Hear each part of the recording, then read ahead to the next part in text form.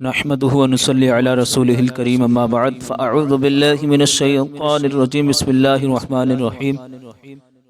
اللهم صل وسلم وبارك على سيدنا محمد معدن الجود والكرم وآله وبارك وسلم صلوا عليه صلاة وسلام عليك يا رسول الله صلى الله تعالى عليه وسلم۔ حضرات محترم، نبی کریم صلی اللہ تعالی علیہ وسلم کا کمال محبت تو دیکھو، کمال شفقت تو دیکھو کہ آقا کے دل میں اپنی گنہگار امت کا درد کتنا ہے، اپنی بدکار امت کی یادیں کیسی ہیں، اپنی خطاکار امت کی فکر کتنی ہے کہ ساری زندگی امت عاصی کے غم میں روتے رہے، ساری زندگی امت عاصی کے غم میں آنسو بہاتے رہے، پوری زندگی بارگاہ رب ذوالجلال میں فریاد کرتے رہے، ربی حبلی امتی، ربی حبلی امتی، اے میرے رب میری امت کو میرے حوالے کر دے، میری امت کو بچا۔ ایک ماں کو جس قدر اپنی اولاد سے محبت ہوتی ہے، اس سے کہیں زیادہ رسول کریم صلی اللہ تعالی علیہ وسلم کو اپنی امت سے محبت ہے۔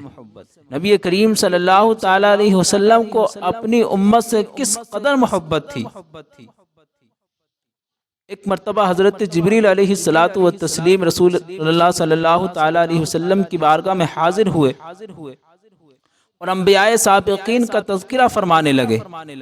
کہ یا رسول اللہ صلی اللہ تعالی علیہ وسلم، میں نے حضرت آدم علیہ السلام کی امت کو جہنم میں دیکھا، میں نے حضرت ابراہیم علیہ السلام کی امت کو جہنم میں دیکھا ہے، میں نے حضرت نوح علیہ السلام کی امت کو جہنم میں دیکھا ہے، میں نے حضرت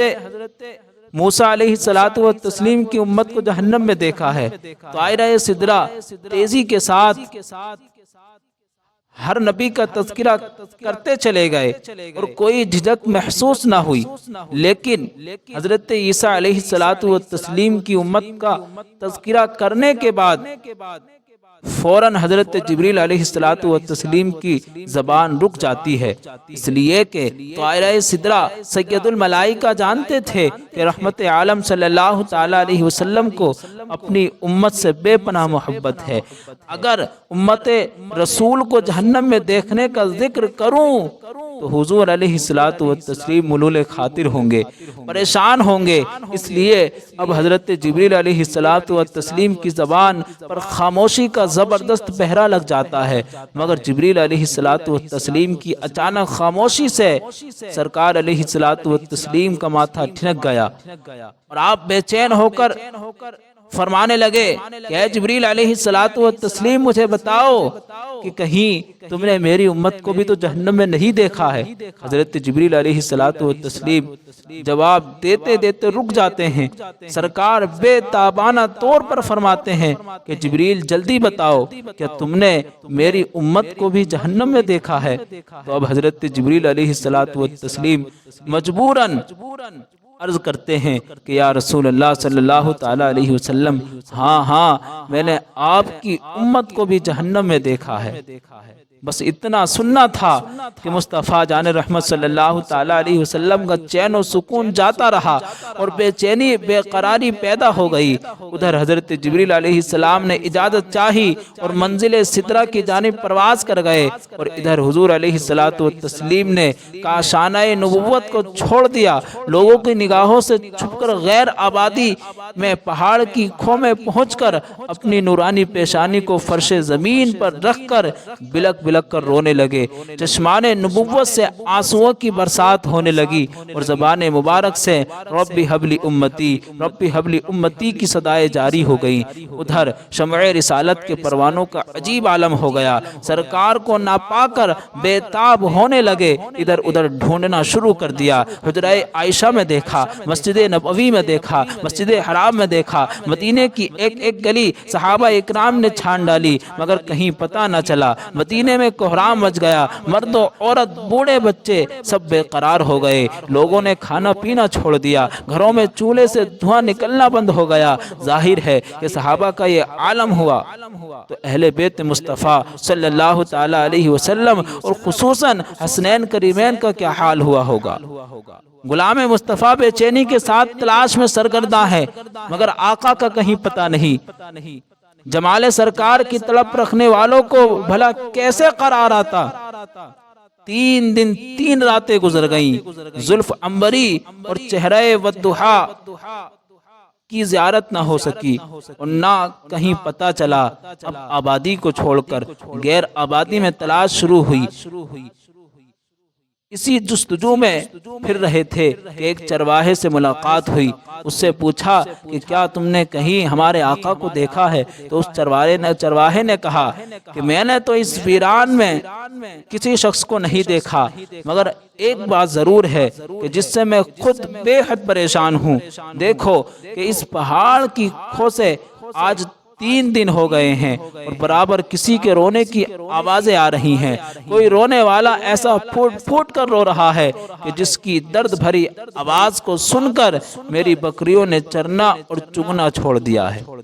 بس اتنا سننا تھا کہ صحابہ اکرام نے فرمایا کہ آج 3 دن ہوئے ہمارے آقا صلی اللہ تعالیٰ علیہ وسلم نے مدینے کو سونا کر دیا ہے، ہم اسی کی تلاش میں سرگرداں ہیں۔ یہ جو تم رونے والے کی کیفیت بیان کر رہے ہو نہ ہو یہ ہم سب کے آقا ہی ہوں۔ لہذا چرواہے کی نشاندہی پر صحابہ اکرام دوڑ پڑے۔ دیکھا تو ایک پہاڑ کی کھو میں پیشانی انور فرش خاک پر رکھے ہوئے سجدے میں رب حبلی امتی رب حبلی امتی کی صدائے بلند کر رہے ہیں۔ صحابہ اکرام قدم ناز کو چوم کر دامن مصطفیٰ صلی اللہ تعالیٰ علیہ وسلم سے لپٹ گئے اور عرض کیا یا رسول اللہ صلی اللہ تعالیٰ علیہ وسلم سر مبارک اٹھائیے اور مدینہ تشریف لے چلیے۔ شہر مدینہ سونا ہو گیا ہے، شمع رسالت کے پروانے رو رو کے بے حال ہو گئے ہیں۔ مدینے میں وابیلا مچا ہوا ہے، لوگوں نے کھانا پینا چھوڑ دیا ہے اور اہل مدینہ اور اہل بیت اطہار بہت پریشان ہیں، مگر رحمت عالم صلی اللہ تعالیٰ علیہ وسلم دنیا وما فیہا سے بے نیاز ہو کر امت عاصی کے غم میں زار و قطار رو رہے ہیں، دعائے مغفرت میں مصروف ہیں۔ جب صحابہ اکرام تمام تر کوششوں کر کے ناکام ہو گئے تو صحابہ اکرام سیدہ طاہرہ خاتون جنت کی بارگاہ میں حاضر ہوئے اور عرض کیا اے خاتون جنت، ہم نے سرکار کا پتہ لگا لیا ہے، فلاں پہاڑ کی کھو میں امت عاصی کے غم میں رو رہے ہیں، لیکن تمام تر کوششوں کے باوجود سرکار کائنات صلی اللہ تعالیٰ علیہ وسلم سجدے سے سر نہیں اٹھا رہے ہیں، لہذا